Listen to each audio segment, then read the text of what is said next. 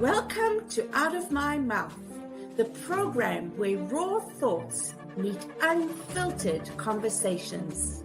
Join us as we dive into the depths of human experience, where we share stories, perspectives, and insights that just might challenge the status quo.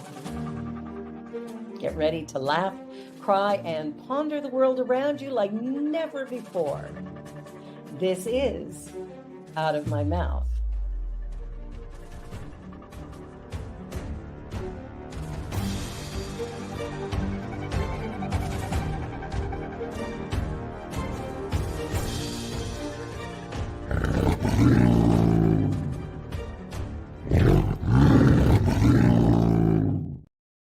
The views and opinions of our guest and hosts do not necessarily reflect those of New Thought Media Network, or any organization we may be affiliated with. Here at New Thought Media Network, we welcome freedom of speech and courageous conversations. There are many topics that can be difficult to navigate. Challenging the status quo and engaging in lively debate is important to expanding our understanding of one another, and life in general. Creating a peaceful world doesn't happen because no one disagrees, it happens from a willingness to understanding one another. In our programming, we strive to expand consciousness and assist people in creating remarkable lives. Your comments are welcome at info@ntmedia.org.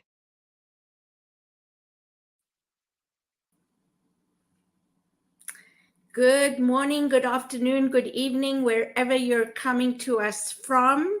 Welcome to Out of My Mouth. Good afternoon. That's what I call it now. Out of my mouth. Yes, exactly.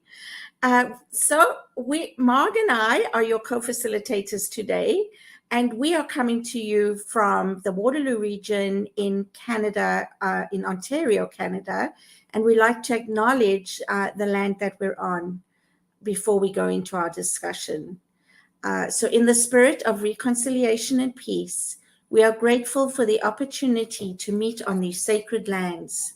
We thank the generations of people who have taken care of this land for thousands of years. We recognize our oneness. We realize our history. We choose to create a new reality. We are one. Miigwech. So my name is Cheryl Rogers, and this is my co-host, Marg Dupuis. And Marg is going to introduce us to our wonderful guest today. Today, coming in from Brantford, Ontario, is Joseph. And Joseph was in healthcare for 36 years. I'm just going to do a tiny brief bio because I'm eager to get into our conversation. So healthcare for 36 years, retired in 2015, and now to keep busy, he is a crossing guard and works as a funeral assistant. Joseph has a spouse of 18 years and 6 grandchildren.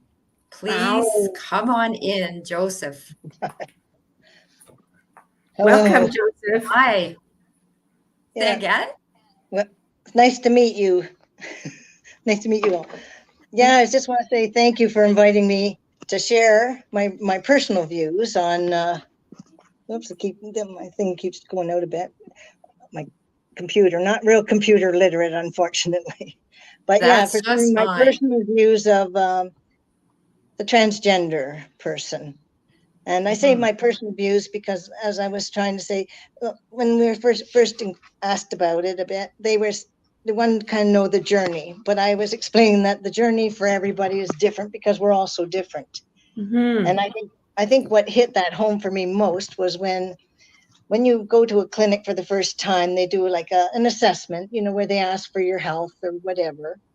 And for me, the questionnaire was quite a bit different to go to the transgender clinic. It was more questions like, how have you been living on the street? Have you experienced abuse? Have you been taking drugs?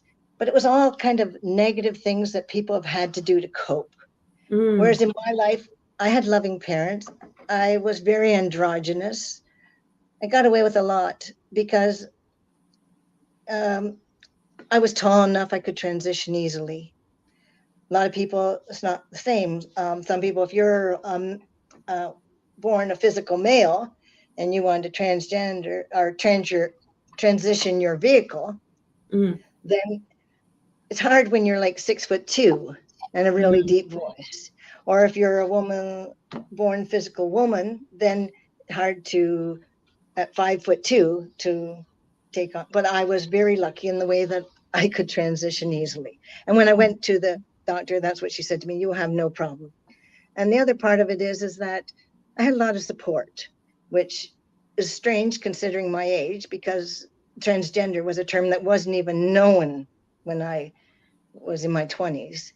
And oddly enough, the doctor I saw is a transition doctor and approximately my same age, and had basically kind of the same experience with the word transgender, because it only came out to at the time when there was a Renee Richards, who was originally Richard Richards and was a amateur professional tennis player, and was kind of outed once they had transitioned to female.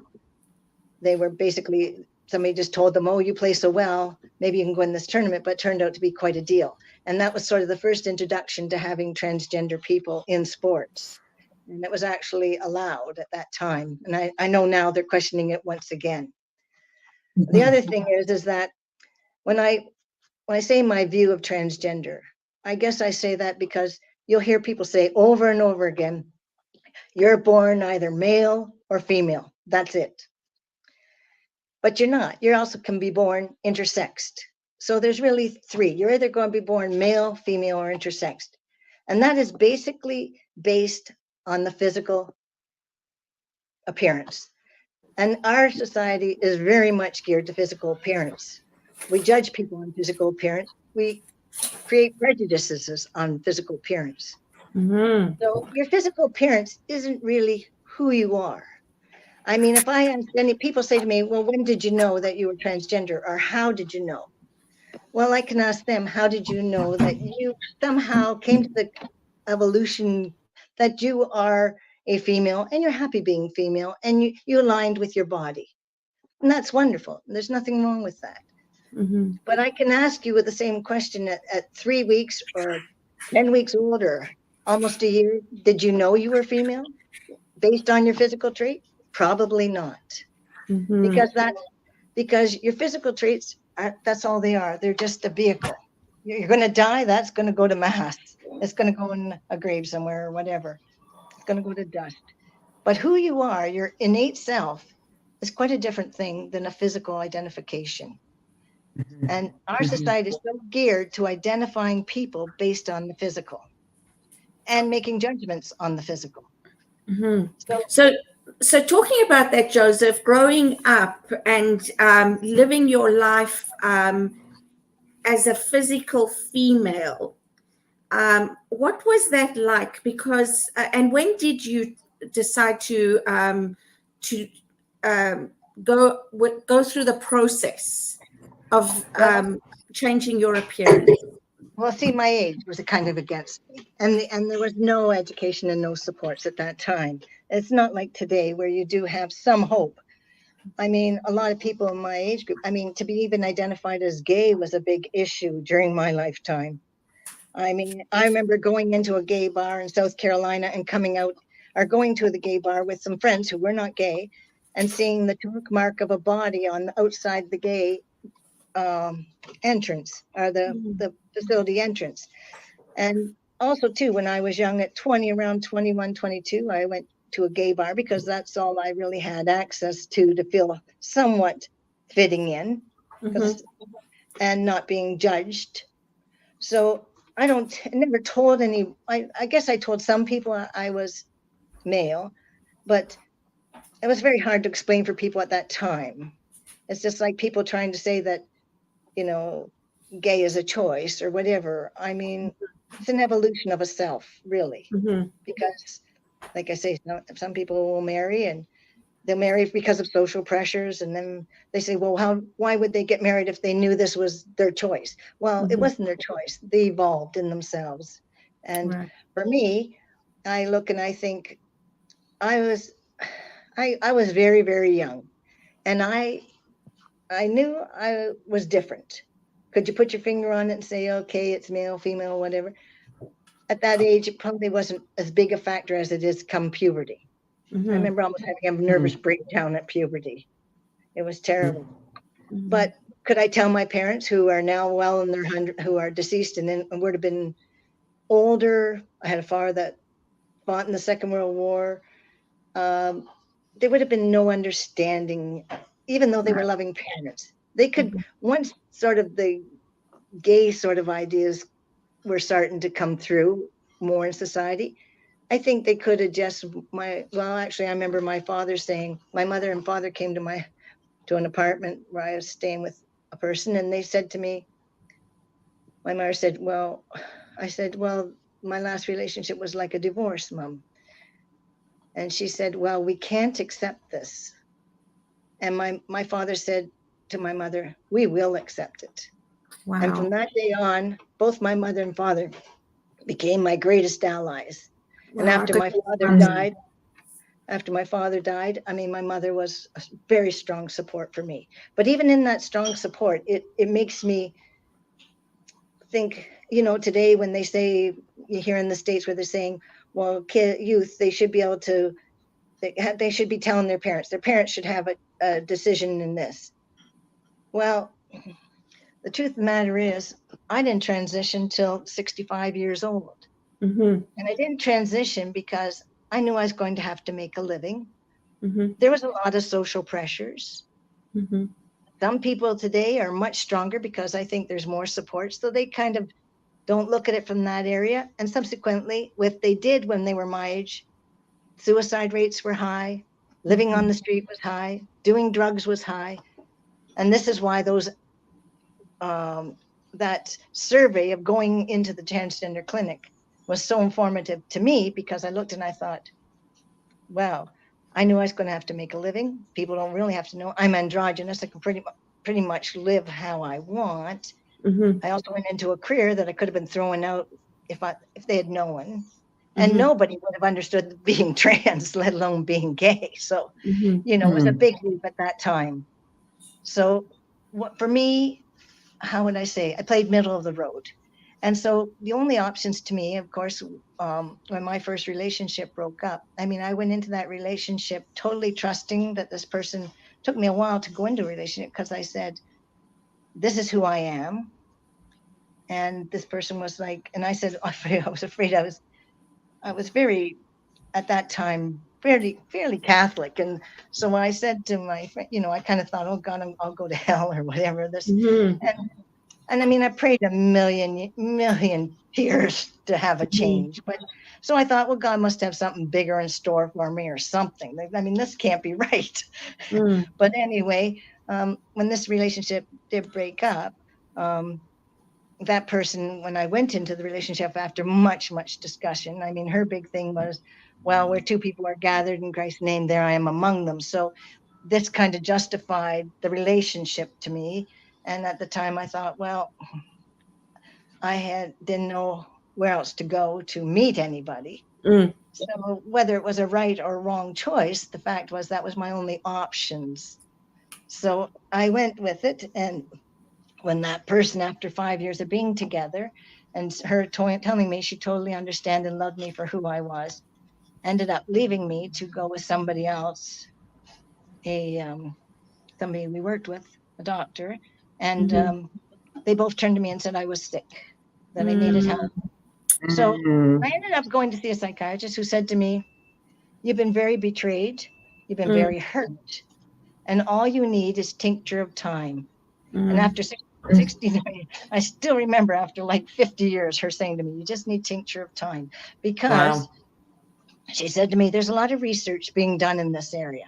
And I mean, that was I was like maybe 25 by then.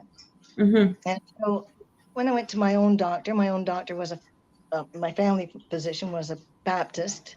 I don't think he had much empathy for somebody like me, Mm. I say. So there was no directions, or even though I could tell them. So subsequently, Must have like I been said, very lonely. well, the transition doctor said to me, like people say, well, you know, what made you that? Like, what kind of made you do, think you were that way? Mm. And she said to me, and of course, being in the being the person you are, and always being kind of socially judged, whether directly or indirectly, Mm-hmm. you feel like you have to prove yourself. So Mm-hmm. I went to the doctor and I said, well, there was faulty Y chromosomes on my grandfather's side. There was a lot of gay people that came out on my dad's side. Mm. She said, well, stop right there. She said, you identified. Doesn't really matter how you identified at that young, you just identified, whether it be, and people say, oh, well, in their schools, they're recruiting people or they're teaching people this. Well, my parents were proud that I was their little girl. I mean, I went to school and I wore dresses, hated every minute of it. In fact, when I tried to wear pants in grade 6, the teacher said to me, if boys wore dresses and girls wore pants, all our uncles would be aunts. I mean, there was no supports, nothing. So, and then when I got, like I say, in puberty, it was a very, very difficult time. You're different, you're trying to struggle to figure all this out, to be honest, because there's no information for you either. You just know you're different. You know that you feel, I mean, I'm sure that gay people feel attracted to the person, but I would never have been attracted to a man in a million years. That's just, I mean, to me, after puberty and then after being raised, I knew 100% identified as male heterosexual. Right. I would have been, you could identify as transgender, gay. I mean, it doesn't really matter. But to be truthful, when it comes to our society, who is so hooked up on sex, which is such a small piece of any pie, Yeah. Some people are male and some people are female, and then you have all the in between. Yeah. But like for me, okay, heterosexual male, maybe it's shallow of me, but I would never have been with a male, even if I thought the person was terrific, which I met a lot of wonderful people. But then there's people in the middle, and maybe they feel kind of neither masculine nor feminine. So today maybe they want to be known as they or them, or they might want You to mentioned intersex. What may I ask what that means, intersex? That means, and it's actually in the animal kingdom as well, because it happened to my cousin's dog. It means you could have a penis and a uterus. Okay, I have heard of that. And it used to be called hermaphrodites. Yes. Yeah. Snails. Aren't snails hermaphrodites? And now it's called intersexed. Okay. Yeah. Because actually there was a fellow that was in the military and was injured, and he did not know until they were doing his surgery that he actually was both. And he said all the time he felt like he wasn't where he should be. And so eventually he transitioned. And actually back in my day, people were born, and if they were intersex, doctors sometimes didn't even tell the parents. They just made the decision for the child. Yeah. And same as parents, when they see a little boy or a little girl physically, they make that decision for their identity. And it's not identity. That child hasn't even identified it at that age yet. Right. It kind of reminds me Joseph, sorry? No, finish. I was just going to say, it kind of reminds me of a show that used to be on when I was young, and it was about this, I think it might have been Saturday Night Live, and it had this person that was named Pat, and they were sort of in an office. Do you remember that? Yeah. And everybody and Pat was very androgynous, so everybody was trying to find out whether Pat, do you remember that story, whether Pat was a male or female? And so they picked somebody of the group to go and say to Pat, Pat, when you were born and the doctor handed you to your mother, what did he say? You have a, and he told me, you have a beautiful baby. So they were no further ahead, right? They were no further ahead. They were expecting to hear baby boy or baby. And I mean, but like when Dr. Massarello said to me, doesn't really matter how you identify. I mean, look at me. All my whole life, I was pushed into society's expectation of female based on a body instead of an innate person, innate being. And so even though, I had to play middle of the road, do the usual course of things to survive, to be able to get a job, to be able to live. And maybe that was coward of me, but at the time there were no, like I say, no supports and no. Today you got the real brave youth who come out and say, "Piss on me," I'm going to be who I want, and you don't like it, too bad. I wished it could have been more like that when I was growing up, but it wasn't. And so subsequently in my life, in order to have any sort of relationships, I had to really circle myself around the lesbian community. Right. And I had wonderful people in my life that were very good people and very, would have been great partners. But I had a hard time in my mind validating myself, knowing that I thought to myself, if I left tomorrow, they would be with a woman. And that made me very insecure. And then now the person I'm with now was married to a man for 30 years before they separated. And like I said, we've been together 18. So wonderful. Very much, very much my thought was, well, if we were separated, I can't see my partner today saying, she would look for a woman. Right. Or even look for somebody, because she's on the other end of the spectrum, where the female heterosexual. But it doesn't say that. I mean, I kind of am a bit envious of the people who would just fall in love the way it should be. You should just be able to fall in love with the person. Yeah. Doesn't matter what they look like. Right. Doesn't matter. But, and so when I tried to justify myself, she said, well, put it this way. I mean, I don't want, it could be genetics. It could be environment. It could be the way the wind blew that day. Who knows why you evolved into the identity you do. And I thought that. And what's important is how you feel. What's important is validating you and how you feel and who you are. And you'll know that sometimes by your attractions and how those attractions affect you. Like I say, for me to be with a gay woman was very difficult because first of all, I hated my body, hated it. But, and it just was not a fulfilling relationship for me in that sense. And even though when you look at sex, I mean, it's such a very small piece of the pie, especially when you get older. Well, maybe yes, maybe no. I guess it just depends. But so when I transitioned, I mean, I had a very good doctor finally. And this is why, I said I'm not a religious person. And I was mentioning this to Mark. I'm not a religious person, but somehow I always felt my life was being guided. There were some universal connections coming forth. And I said one of them was an example was one time all my life I used to say, if I get to the transition where I can change this body, then I want the name Nathan Michael. And I always wanted that name. And then when I did transition, I thought, my parents had named me Joan Patricia. I'll honor that by going with Joseph Patrick. Right. But when I met Judy, her daughter had one of my grandsons. They named him Nathan. And one day we were sitting at the table for a Sunday dinner with the whole group. And Nate did something, I don't know, but he was going to get heck anyway. And she said, Nathan Michael. And it just shocked me that I had a grandson come into my life with the very name I was going to change to.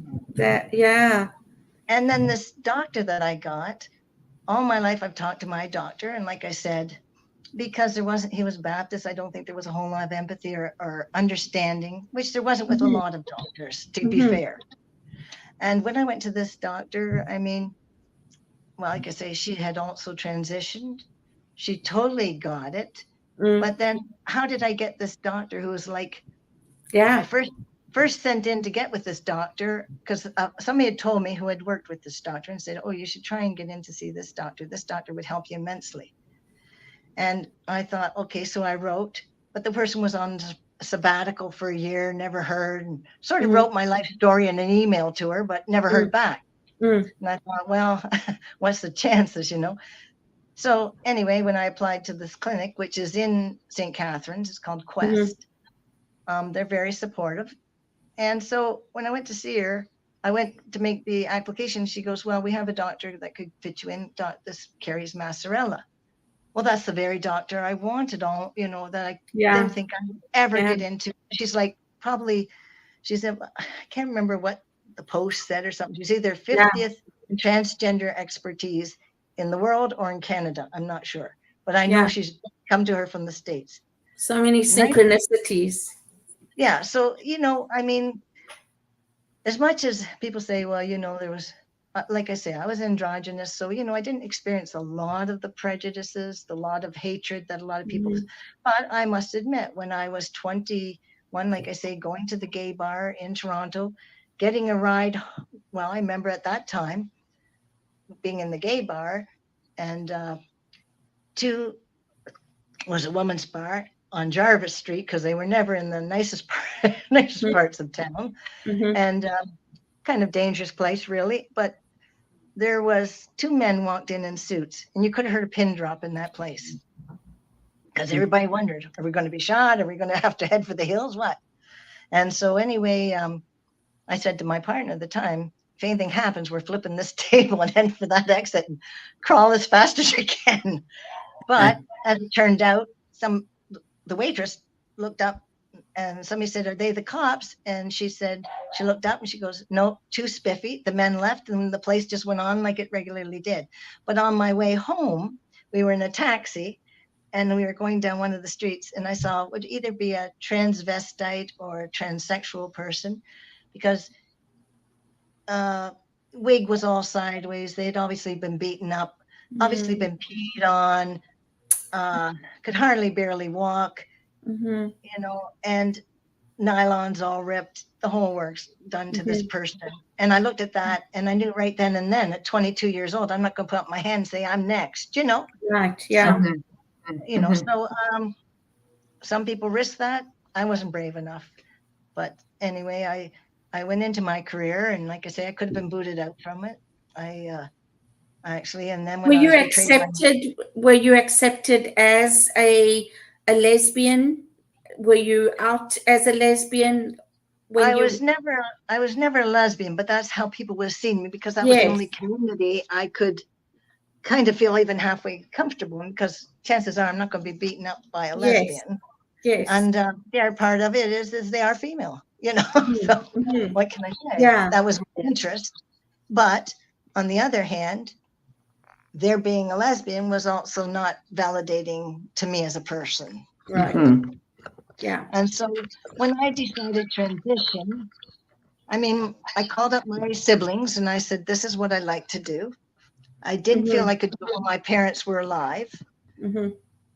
And now I had supports in place. They said, well, we don't care. You know. And other people, actually, to be honest, since I transitioned, I've never run into too much problem, because people, well, if they don't know I'm transitioned, they just accept that you're male, and that's it. Right. Yeah. Like when I'm working, I open the door and say, thank you, sir. Or, you know, there's no, when I sit down to have at a restaurant, they don't say, can I help you ladies anymore? You know, Right. I mean, Yeah. now my sister has a bit of a hard time making the change in pronouns, but she tried. And I said, I'm not offended by people. I figure people have known me for years. If they make that mistake, as long as they try, that's the main thing. Yeah. I can't expect people to change after 68 years of knowing me to suddenly totally get it. And that's where my next question is going after the break. So good time to take our break right now. So please don't go away. We're just going to take a short break, and we'll be right back with Joseph going into what the age that he decided to make the change and what gave him the courage to do that. So, and I want to talk about grandchildren. Oh, sounds great. So don't go away. We'll be right back. Please help us say thank you to our organizational sponsors, including the Hepperlin Foundation, Affiliated New Thought Network, International New Thought Alliance, Science of Mind Archives and Library Foundation, Center for Spiritual Living Denver, Center for Spiritual Living Midtown, New Thought Philadelphia, Planned Happiness Institute, Summit Center for Spiritual Living, One Heart Retreats, Center for Spiritual Living on the Lake, Unity Spiritual Center, Kitchener, Home Center for Spiritual Living, La Mesa, Satya Center, Center for Spiritual Living, North Jersey, Unity of Savannah, and Center for Spiritual Living, Seattle, as well as all of our individual donors. Thank you for making New Thought Media Network a place to be. Please come be you. And remember, like, share, and subscribe. New Thought Media Network, positively inspired.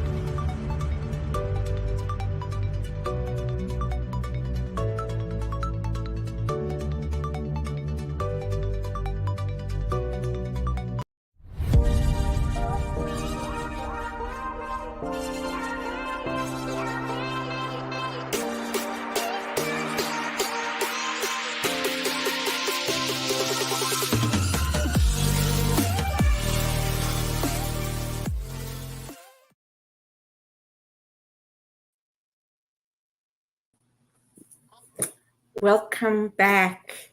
So, as you heard before we went into break, we both have some questions. Let's talk first about what gave you the courage in your 60s to finally transition, and then we can talk about your family and your grandchildren. Well, like I said, I was not a religious person, although I was raised Catholic, but I had a total faith in a higher power. And to some people, maybe that sounds crazy, but I just felt it there. And I felt that things would happen when it was meant to happen. And in the meantime, you're still living your life. And yes, did it happen when I wanted it to? Probably wouldn't have been the ideal time. And so once my parents passed, you become an orphan, you sort of grow up very quickly then.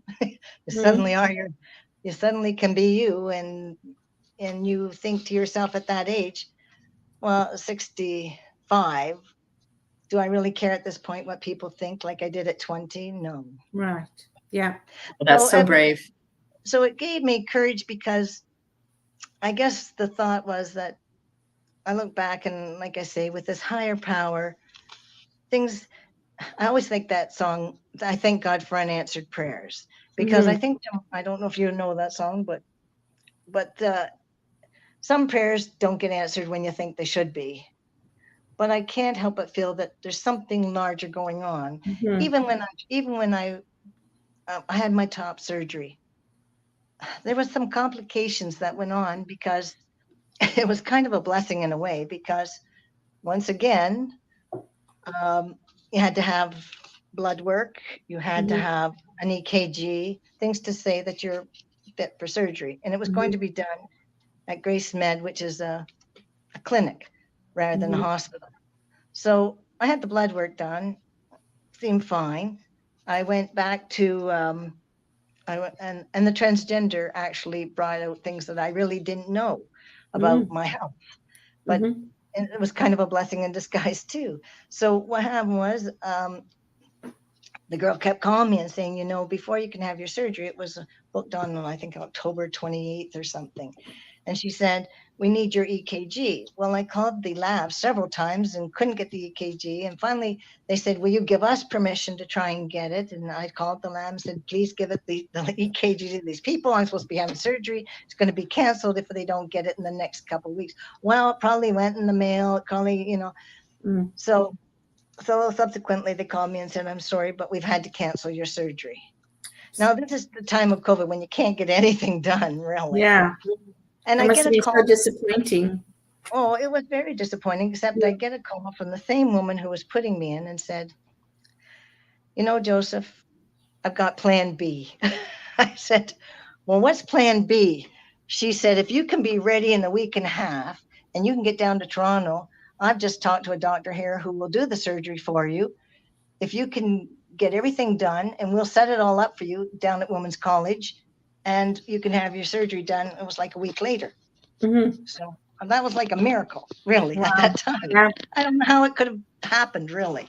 So anyway, that's what happened. And then I found out that when I went down there, they had to do the stress test. Well, it turned out like I had this left bundle branch block, which probably caused from diabetes and high blood pressure, which a lot of things I didn't really know. And so they were worried about the blood pressure when I was having the surgery. People say to me, well, weren't you scared to death to go under a surgery like that? And I'm like, are you kidding me? You know, I mean, I wanted this all my life. Like if I die on the table, I couldn't be happier for at least I was doing something I wanted and needed. So anyway, so to make a long story short, you know, the surgery went fine, everything went fine. But when I did go down to talk to the Transgender, because they don't do these things lightly, they really don't. These people that think you just go in and they say, oh, sure, we'll do that for you. Not so. At my age, it was easier than if I was at 20. And this is why I say I think, thank God for unanswered prayers, because probably would have had to go through a bit more counseling. Although I said, I wish I had had shares in counseling, because it's like Dr. Massarella's one log said, the pathology doesn't lie with you, or in her case, she said me, herself, but with all those around you. And so subsequently, you're always trying to accept yourself from a world that's telling you you really shouldn't really even exist, you know, and all based on their prediction on a penis or a vagina, for God's sakes. And they're like, hey, like, come on, this isn't me. And whether you believe it or not, and people say, yeah, but and I say to them, I never changed me. I was always me. I was always male, identified as male, probably 3 years old. I knew that. And when you say what gives you the courage, I guess because I always knew that. It wasn't it wasn't a question for me. It wasn't even a question. So in part, in answer to your question, it wasn't courage. It was just me. It was just me making the right time. So I was changing the vehicle, and that's all it was a vehicle. And people do that every day. Every day. Gyms are full of people trying to feel comfortable in their own skin. They get Botox. Plastic surgeons are making mega dollars on people changing their looks, their bodies to make younger, older, newer, fresher. Who knows? It's always generally cosmetic. But when you talk about identity, it's an authenticity. And the only reason why you really need that authenticity is because of the pathology that's all around you. That won't let you live your identity. So because it is a pathology, unfortunately, you have to learn to live with that. And that takes lots of counseling. I said, I wish I had shares in counseling, but, and I had good counselors. And I had a lot of people that, even though I told them this is who I am, whether they believed it or not, they weren't unkind. And in my first relationship, in a way, I kind of think it broke up because of their family saying, basically, this isn't right. They were kind of a religious thing. Do you know, it was only probably, and this person has since, like my first partner has since passed.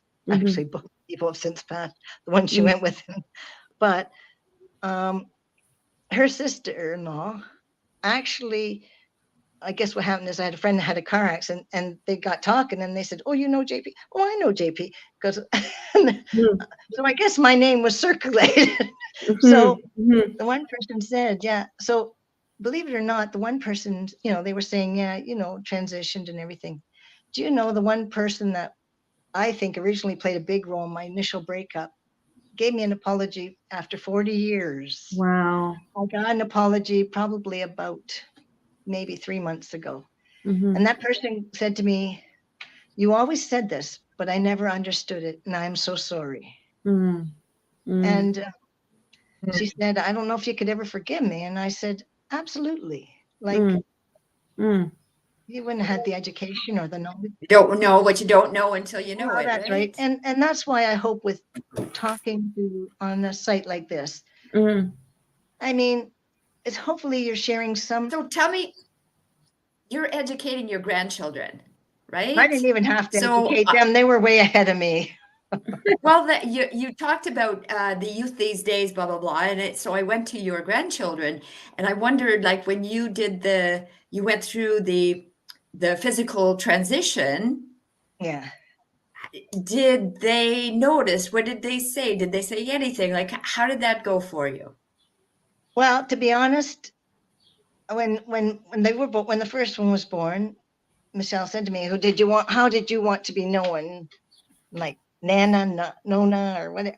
I'm Mm. like, "Oh, for God's sakes, let me throw up," So I said, "No, take Judy and take Joe and make it JJ. They can call me JJ." Yeah. So from the Oh, time wow. they were born, they called me JJ. The two were born. The one, what happened is, it's kind of a yours, mine, and ours situation. But the other children that came into the family as stepchildren totally accepted me. Nobody knew that I was trans, but I'm sure some of the older kids maybe had a few questions. The younger ones never even fizzed on them. I Mm. mean, even when I was young, I remember way before I transitioned, even like I say, I was pretty androgynous. So I remember even my niece and nephew, when they were only about 3 or 4, now they're in the 50s, saying, "Good night, Aunt Carol. Good night, Uncle Joe, Uncle Joan." They had no, and then my great nephew or my nephew fought with my brother about, "Well, Joan's not a girl." And Mhm. there was a big fight about it. And my brother Mhm. saying, "Well, yes." And he, well, Janet's a girl, but there's no way Joan's a girl. And Mhm. actually, believe it or not, the statistics are higher in twins, and I'm a twin. The statistics are higher to have one that is transgender. Is that so? So, Wow. who knows why that? Really? Yep, Mhm. statistics show that is Mhm. higher. Yeah, and we were always And told we were and identical how twins. is she? My sister Does she is, support you? I would say, my twin is probably, she's supportive in her own way. She Mm. never, she, Understood. well, it's not that she even doesn't understand, because they've known this for years and years and Mm. years. I Mm. think it's just nothing. It's not a big deal. So she Okay. just goes on and just, my older sister, she has a bit of a hard time with the pronouns, but she'll say, like, I know the other day I was doing something with her computer, and she goes, "Why do men always have to go, try different things before to see if something works?" And I'm like, "I don't know, just the way it is." But so I mean, they try. My cousins and aunts and everybody, like, they were, well, I only have one aunt that's left on my dad's side, and they're all on board. They all Mhm. call me JP. They're Wonderful. all That's awesome. very, very supportive. I have a Mhm. whole family of support. And Judy, you can say, "Well, you're physically female, so how did Judy kind of link up with you?" And Judy will tell you she never ever saw me as female, because, like I told you, I was very androgynous. Most kids were very intuitive. Mm. Maybe, like, they say kids can see spirits. Well, Mhm. I can tell you, there isn't any kid that ever came up to me, didn't Mm. see me as a male before I even transitioned. Right. So like I say, and as far as my grandkids go, like I said, call me JJ, but when the other 4 came from as a stepchildren, we were all at a Sunday dinner one day, and one of the kids outed me, really. I mean, up until then, they just sort of accepted that this was me. And so the one kid said, "JJ, are you a boy or a girl?" And the older kids stood up, and I guess he'd probably be at that time, maybe 11, said, JJ's a boy, but was born in a female body. And that was kind of the end of it. But they've always called me, like now when Nate comes over, which is quite on because it's yours, mine, and ours, and we always get ours here. He'll say, I'm here, I'm on the thing. And he'll go, yeah, well, my grandpa's here, or my grandpa's here. So always address me as grandpa or JJ. All of them do. There isn't any That's that awesome. even right up to the 18-year-old, you're still JJ and grandpa. Because they've known me all my life like that, pretty much. All their life, I guess. As long as I've been in their life. Yeah, That's so it was wonderful.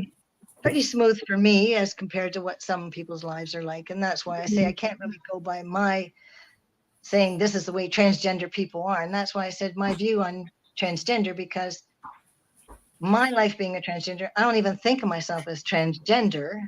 I changed the vehicle, yeah, but it's just a title. It's a title that people give to make them feel comfortable. If they don't know that I've transitioned, they just see me as male. Right. So it's just kind of funny. And then people think this stuff is done so easily. I could show you a whole folder full of proof and notes, and you just don't get passports changed overnight with the identity theft and everything else. Can you imagine? I mean, the government scrutinizes you for every last living thing, and to get your passport put in your proper gender name, or your driver's license, or your mortgage, or your deeds, or everything you think of that you own that has your identity on it has to be changed over. Yeah. And it's not done lightly, especially in this age of theft, identity theft. Believe me, nothing is done flippantly. I can imagine. Not even the changes. If you're young now and you wanted to go, let's say, down to see, they might ask you a lot of questions to see if it's suitable to you at this time. Me at 65, I mean, there was no question. You could just look at me and say, okay, we don't need to know how you got there. We just know you are there. So, not a big deal. And that's when I say I thank God for unanswered prayers, because maybe the timing was just right for me. Interesting. Did you have to wait until your physical transition to change any documents? Or could you, in paperwork, identify as male? Do you understand what I'm saying? Yep. Well, the transition doctor was very helpful in providing the documentation that I needed. Certainly, because as you know, a transition isn't fully covered. You have to, if you have proof and everything, OHIP will pay a good chunk of it. I mean, this is another reason you asked me why I didn't transition earlier. It wasn't covered under OHIP. I didn't have 45 or 50,000 to fly to France or somewhere, Some people don't even transition even today, even though it's covered under OHIP, because it could be social pressures, could be from family pressures, could be finances, could be any number of things. I still had to pay I still had to pay for the OR suite and that to get top surgery, and then bottom surgery. People say, well, hormones, how does that affect you? It does affect you all around. I don't know if that gives you a bit of a clue, but so there's different ways of having your bottom surgery. One is just taking the growth with the hormone that comes, the hormone, and then but you end up with a relatively smallish penis, I guess. And then the other one, they can make a full penis, but they have to take a big chunk of skin off your arms and mold it and everything else. I'm living for the day that they can do transplants. And I get to choose which one I want. Hey, I'm not big, but I'm happy. Well, and the hormone people ask about the hormones. Like my sister says, well, I'm afraid for you on that hormone. A lot of times I was told it would take years off your life. I thought, Christ, it saved my life.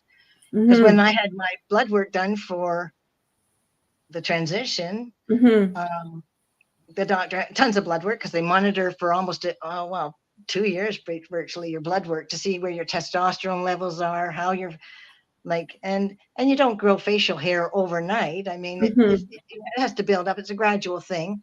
And so, and it's a needle it's an IM needle that I give myself every week, once a week, which is not easy for some people to do. It's not easy for me some days to stick an inch needle in my thigh. Sometimes I'll get Judy to put it in my arm. Too nervous so far to have it in my hip. And you do get the male things like your hips slim out. You get more. You do get some muscle growth. If I was to work out, I'd probably have bigger pecs than I do, or whatever. You do get a bit stronger, maybe. But I was always a very strong person to begin with. You get the facial hair, you get the body hair, you get the leg hair, you get, you know, everything is. Hey, I've got the facial hair now too. Okay, well, maybe you're just coming to terms. No, I know it's a little different for sure. I don't think you got quite as much as me, and actually I didn't today either. So I'm getting the fuzz here too. It's not really fun, but it's coming in. And I really, I think I really would just like to emphasize, and maybe you can help us understand, because I found it really interesting that you've always felt like you were a heterosexual man in a female body, so that this is not really transgendering for you. It's more about becoming who you are, is what I'm hearing. And that's really what it is for most people. Becoming their authentic self is what you'll hear over and over again. And that is actually what it is. Okay, so transgender is just the term for that. I think it's a term that's developed for people to try and understand it. Just like I say, when people see somebody with a woman who's a woman, they automatically label them gay. Yeah. But that's not necessary. If people say, you know, I mean, today, even I make mistakes this way because this is new to me, but the identities of they and them. I mean, because I think to myself, well, who am I to judge that? You know, I mean, I there's all the in-betweens, you know. Now people. And what I heard you say, Joseph, that you were who you were before. You didn't change in any way other than your physical appearance. Absolutely. Yeah. Absolutely. Which is fabulous. So that you can now feel and look like who you are, be your authentic self. I guess the best way to describe it is if you went into a restaurant, okay, and you ordered something, or the waitress come over and she said to you, well, let's say you're with your husband, and she said to your husband, what would you like, sir? What can I get you? And then she turns to you and says, and what would you like, sir? How comfortable would you feel? Right. But that happens over and over again, your whole life. Yeah. Yeah. And you're like, I'm sorry you can't see me, lady, because at that time there was no terms, there's no support. Right. So I think I came through fairly unscathed, but and then like I said, I had years and years of counseling too, because it's not easy to accept when you're different. It isn't for anybody. And you said something key there. You weren't seen. You weren't seen for who you were for 65 years. Yes, that's right. And the judgments that, like, I personally didn't feel so much of, but let's say what's happening in the States. I mean, my heart bleeds for these youth. It really does. I mean, nobody's gonna. They say, well, how do they know they're trans? And then you got somebody like Caitlyn Jenner who says, well, I think this is such a disservice. Well, I can tell you, they're going to do nothing to your body before your puberty. Nothing. And I was raised with Dick and Jane. I was raised, like I say, with all the heterosexual Beaver Cleaver family on TV and all the ideals, the nuclear family.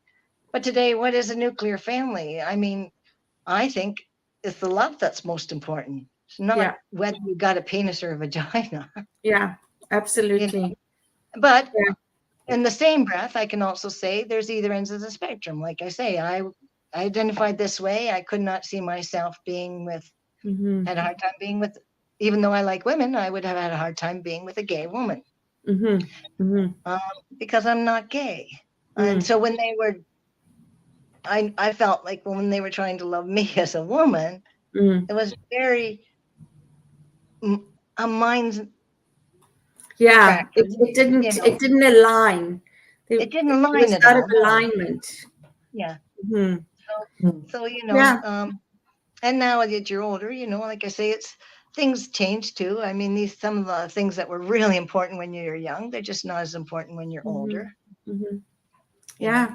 So we're coming to the end of our time. It seems to have gone so quickly. And what you said just a minute or so ago, I think is a wonderful way to end. It's not about what you look like. It's not about your physical appearance. It's really about loving each other as we are. It is. Yeah.